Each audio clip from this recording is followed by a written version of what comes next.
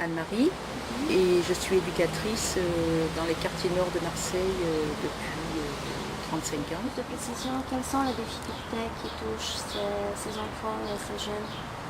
Le point de départ souvent, alors soit quand on les rencontre dans la rue directement, c'est qu'on s'aperçoit que ce sont des enfants qui sont souvent dehors justement dans la rue, sans surveillance. Donc souvent c'est quand même le fait qu'on considère que c'est pas une bonne chose pour eux d'être livrés à eux-mêmes dans le quartier.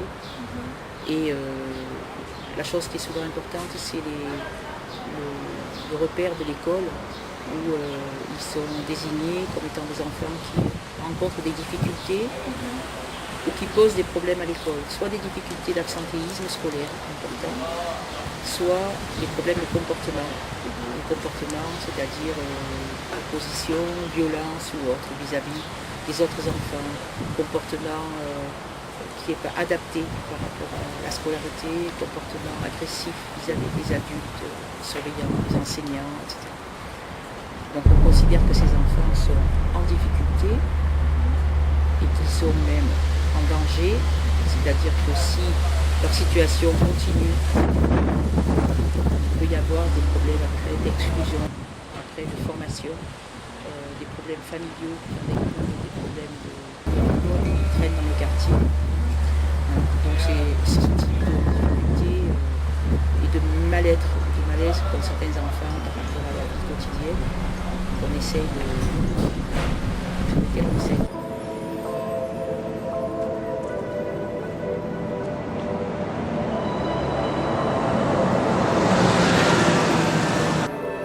Ce qui est très important, c'est le trafic qu'il y a sur le quartier. Il y a énormément de trafic de drogue, plutôt de drogue de shit plutôt que de drogue dure. Maintenant, il y a l'arrivée de la cocaïne, mais plus des consommations de shit depuis plusieurs années et du trafic, plus que des problèmes d'alcool ou des problèmes de drogue dure. Donc au niveau des enfants, on a très peu, moi j'en connais quasiment pas d'enfants qui se droguent. Quand je dis les enfants, c'est entre 12 et 16 ans parce que c'est l'âge avec lequel je travaille beaucoup pour faire un vrai travail de prévention.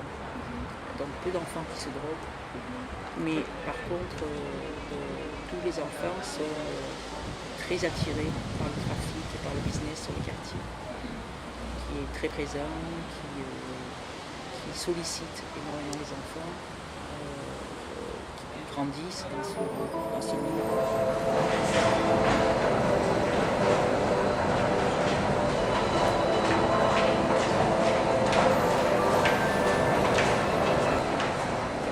Au centre-ville, par exemple, disent que au centre-ville, c'est pas que du shit qui se vend, c'est tout.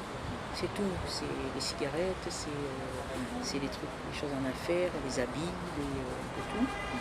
Et que c'est pas uniquement le shit. Donc c'est une ville, Marseille fait partie c'est une ville où il y a toujours eu beaucoup tous ces trafics qui ont existé, qui ont permis aussi aux habitants de Marseille, lieu populaire, à s'en sortir un peu mieux qu'ailleurs. Là c'est depuis très longtemps, c'est pas que le trafic de drogue. Dans le quartier nord de Marseille, on dit les quartiers sud, mais les quartiers sud, ça regroupe des quartiers très différents. Il y a une partie des quartiers sud qui sont des quartiers de population favorisée, bourgeois ou petits bourgeois. Et puis il y a des endroits dans les quartiers sud qui sont des quartiers très populaires et où il y a les mêmes difficultés qui se retrouvent que dans les quartiers nord. Les habitants de Marseille parlent souvent d'une ville coupée en deux. Ça aurait été intéressant que vous les rencontriez. Dans notre quartier, là où je travaille, il y a des jeunes qui ont travaillé depuis 2 ans. Ils font une comédie musicale avec la danse, le chant, la musique. Cette comédie musicale, elle a pour thème la représentation des quartiers nord et des quartiers sud. Et ils travaillent dessus parce qu'eux-mêmes, en tant que jeunes, au début, pour eux, tous les gens qui habitent le quartier sud sont des bourgeois. Et ces bourgeois sont totalement différents d'eux, c'est ce qu'ils disent. Et quand ils parlent des quartiers sud, c'est comme si c'était les ennemis. Et puis au début, quand ils ont commencé la première fois à écrire leurs textes, à chanter, ils parlaient que de ça. Et puis petit à petit, l'animateur qui fait ce travail avec eux leur a proposé de travailler sur connaître les quartiers sud de Marseille, qu'est-ce que c'est, qu'est-ce qu'il y a dans les quartiers sud. Et même si c'est des gens qui sont milieu bourgeois, en quoi ils sont aussi différents. Et en tous les cas, ils peuvent être différents au niveau classe sociale, au niveau économique, sans pour autant être les ennemis.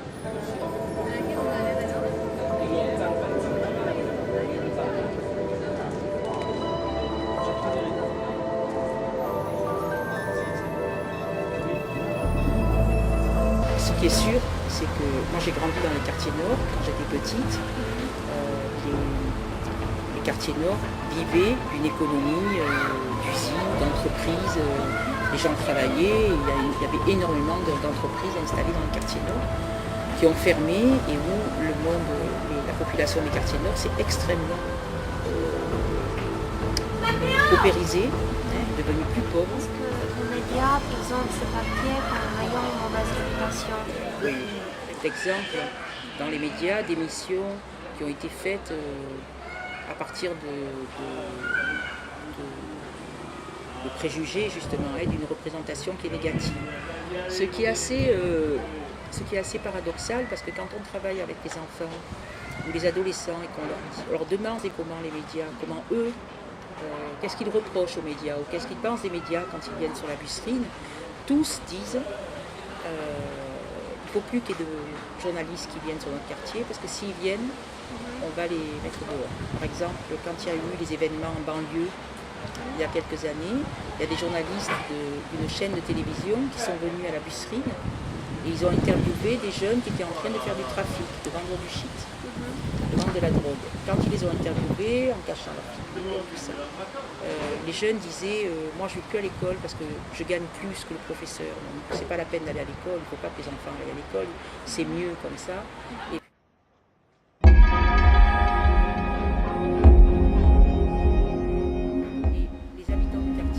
très mal vécu ça. Quand le journaliste est revenu 2 jours après, il s'est fait chasser du quartier. Puisque la norme n'est pas toujours représentative pour ces endroits, vis-à-vis à la manifestation culturelle de ces jeunes, comment est-ce qu'ils vivent cela? Comment est-ce que cela les aide à s'en sortir et à mieux s'exprimer, à mieux se mettre sur une autre voie que celle de la drogue? Alors, historiquement, on a souvent eu pendant plusieurs années la seule possibilité de s'en sortir, c'était le sport.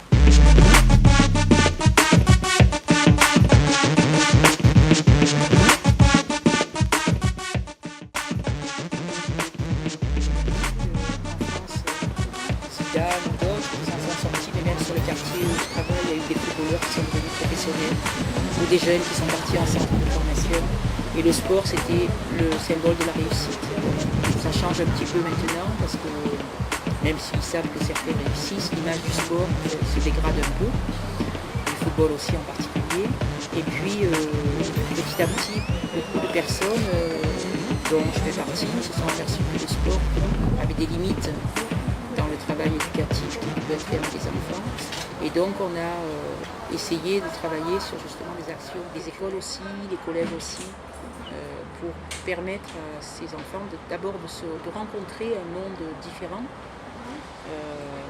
de pouvoir eux-mêmes expérimenter ou s'essayer à des activités culturelles dont ils ne connaissaient pas jusqu'alors l'existence et puis surtout dont ils ne pensaient pas qu'ils avaient le droit de les pratiquer.